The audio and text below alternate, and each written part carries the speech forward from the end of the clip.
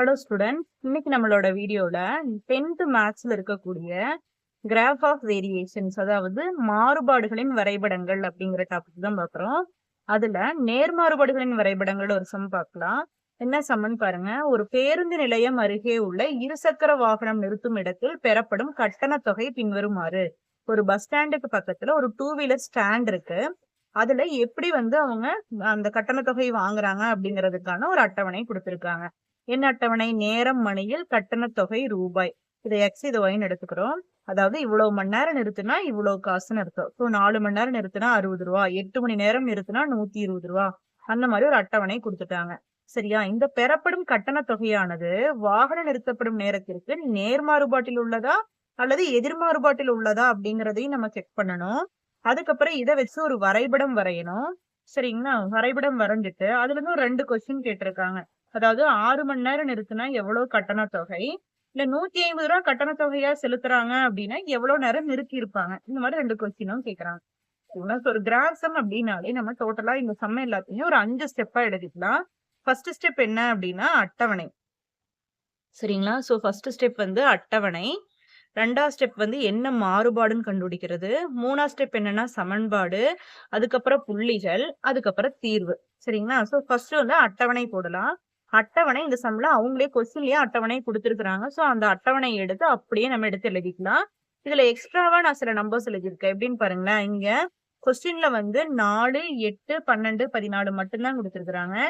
இடைப்பட்ட நம்பர் கொடுக்காம இருக்கு. சோ நீங்க அது தெரிஞ்சா எழுதலாம். இல்லையா கொடுத்திருக்கிற நம்பர்ஸை மட்டும் எழுதினா கூட போதும். சோ 4, 8, 12, 24 4 நம்பர்ஸ் கொடுத்திருக்காங்க. சோ அதை மட்டுமே கூட எழுதிக்கலாம்.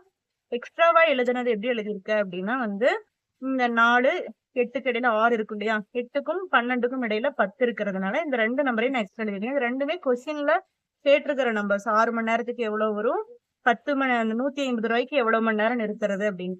சோ இது ரெண்டும் நம்ம ஆப்ஷனல் தான். இது கண்டிப்பா எழுதணுங்கிற அவசியம் இல்லை. இந்த 4 நம்பர்ஸ் மட்டுமே கூட நம்ம அட்டவணையில போட்டுக்கலாம். சரிங்களா? போட்டுட்டு அதுக்கப்புறம் என்ன மாறுபாடுன்னு கண்டுபிடிக்கலாம். என்ன மாறுபாடுன்னு பாருங்களேன். எக்ஸோட மதிப்பு அதிகரிக்கும் போது ஒய்யோட மதிப்பும் அதிகரிக்குது. சோ இது என்ன மாறுபாடுன்னா நேர்மாறுபாடு. நேர்மாறுபாடுக்குரிய சமன்பாடு என்ன? y = kx. இப்ப k வேணும் அப்படின்னா என்ன பண்ணணும் அப்படின்னா பெருக்கலுக்குரிய x இந்த சைடு கொண்டு வந்துடணும். சோ வகுத்தல் ஆயிரும். சோ y/xன்னு வரும். இதுல yங்கிறது என்ன? இந்த அட்டவணையில் இருக்கக்கூடிய இந்த கீழே இருக்கிற நம்பர் எதை வேணாலும் எடுத்துக்கலாம். நம்ம இங்க ஃபர்ஸ்ட் நம்பர் எடுத்துக்கிறோம். சோ ஒய்யோட மதிப்பு 60, எக்ஸோட மதிப்பு 4.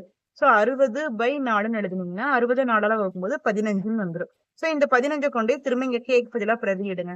அப்போ y = கேக்கு பதிலா 15ன்னு போட்டீங்கன்னா y = 15x வந்துடும். அதுக்கப்புறம் புள்ளிகள். புள்ளிகள்ங்கிறது என்ன? நம்ம அட்டவணையில் இருக்கக்கூடிய நம்பர்ஸ அப்படியே நம்ம என்ன பண்றோம், ரெண்டையும் சேர்த்து x, y எழுதிக்கிறோம். இப்போ 4, 60 கொஸ்டின்ல கொடுத்துருக்கறத மட்டுமே எழுதுங்க. 8, 120, 12, 180, 24, 360 எடுத்து எழுதியாச்சு. அதுக்கப்புறம் நம்ம தீர்வு கண்டுபிடிக்கணும் அப்படின்னா முதல்ல படம் வரையணும். சோ படம் எப்படி வரைகிறதுன்னு பாருங்க. கீழே எக்ஸ் அச்சுல பாத்தீங்கன்னா நேரம் மணியில், அட்டவணையில நேரம் மணியில்ங்கிறது தானே இங்க இருக்கு. கீழே கட்டண தொகைங்கிறது ஒய்யில இருக்கு. சோ நேரம் மணியில்ங்கிறது இங்க எடுத்தாச்சு, கட்டண தொகைங்கிறது ஒய் அச்சுல எடுத்திருக்கிறோம். சோ இப்ப என்ன பண்ணணும் அப்படின்னா இங்க நம்ம எப்படி நம்பர்ஸா எடுக்கலாம் அப்படின்னா இங்க எல்லாமே இரட்டைப்படை எண்கள் தான் இருக்கு இல்லையா? 4, 8, 12, 24 எல்லாமே இரட்டைப்படை எண்கள். அதனால நம்ம இங்க எவ்வளவா எடுத்துக்கலாம்னா 2 2ஆ எடுத்துக்கலாம். சோ மேக்ஸிமம் நம்பரே 24 தானே. சோ நீங்க 2 2ஆ எடுத்தீங்கனாலே 24 வந்துடும். சோ இங்க என்ன பண்ணிக்கிற எக்ஸ் அச்சுல 2, 4, 6, 8, 10ன்னு எடுத்துக்கிறோம். ஒய் அச்சுல பாருங்க. இதுல மேக்ஸிமம் நம்பர் எவ்வளவுன்னு பாருங்களேன். 360 வரையில இருக்குது. சோ நீங்க 10 10ஆ எடுத்தீங்கன்னா 360 வராது. அதனால ஒய் அச்சுல எவ்வளவா எடுத்துக்கிறோம்னா 20 20ஆ எடுத்துக்கிறோம். சரிங்களா? 10 10ஆ எடுத்து கூட போடலாம். ஆனா 360 குறிக்க முடியாதுங்கிறதுனால நம்ம 20 20ஆ எடுத்துக்கிறோம். சோ கட்டண தொகை 20 20 தான். சோ அளவு திட்டம் எப்படி எழுதணும்னு பாருங்களேன். எக்ஸ் அச்சு 1 சென்டிமீட்டர் ஈக்குவல் டு நம்ம எவ்வளவா எடுத்தோம்? 2. நேரத்தை தானே எடுத்தோம். நேரத்தோட அழகு மணிங்கிறதுனால இந்த சம்பள எக்ஸ் அச்சு 1 சென்டிமீட்டர் ஈக்குவல் டு 2 மணி. ஒய் அச்சுல 1 சென்டிமீட்டர்ல நம்ம 20 20ஆ எடுத்தோம். இதுல கட்டண தொகை எடுத்திருக்கிறோம். கட்டண தொகையோட அழகு என்ன? ரூபாய். அதனால ஒய் அச்சு 1 சென்டிமீட்டர் ஈக்குவல் டு 20 ரூபாய். சரிங்களா? அளவு திட்டத்துக்கு மார்க் உண்டு. அளவு திட்டம் கரெக்டா எழுதணும். அதுக்கப்புறம் சம் எப்படி வரைஞ்சிருக்குன்னு பாருங்க. கொடுத்திருக்கிற புள்ளிகளை குறிக்கிறோம். 4, 60, அடுத்தது 8, 120. சோ 8க்கு நேரு, இங்க 120க்கு நேரு. அடுத்தது என்னன்னா 12, 180, அதுக்கப்புறம் 24,360. ஸோ எல்லா புள்ளிகளையும் குறிச்சுட்டு 24,360. இது எல்லாத்தையும் ஜாயின் பண்ணணும் அப்படின்னா நம்மளுக்கு தேவையான ஸ்ட்ரெயிட் லைன் கிடைச்சிடும். இப்ப 2 கொஸ்டின் கேட்டிருக்காங்க இல்லையா? ஃபர்ஸ்ட் கொஸ்டின் 6 மணி நேரம் நிறுத்தினா. ஸோ நேரம் இங்க தான் இருக்குது. ஸோ இங்க 6 மணி நேரம் நிறுத்தினா எவ்வளோ ரூபாய் வரும்னு தெரிஞ்சுக்கணும்னா, இங்கிருந்து ஒரு கோடு போட்டு, இதை நம்ம வரைஞ்ச வரைபடத்துல வெட்டுற இடத்துல இருந்து சைடுல ஒரு கோடு போட்டுக்கிறோம்.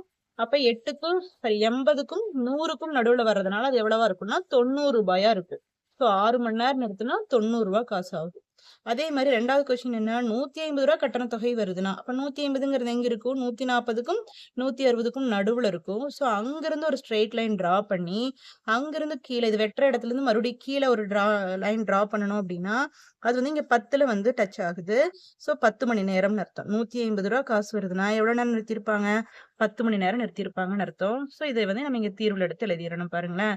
நிறுத்தப்படும் நேரம் 6 மணினா கட்டண தொகை 90 ரூபாய், 150 ரூபாய் கட்டண தொகைனா நிறுத்தப்பட்ட நேரம் 10 மணி நேரம்.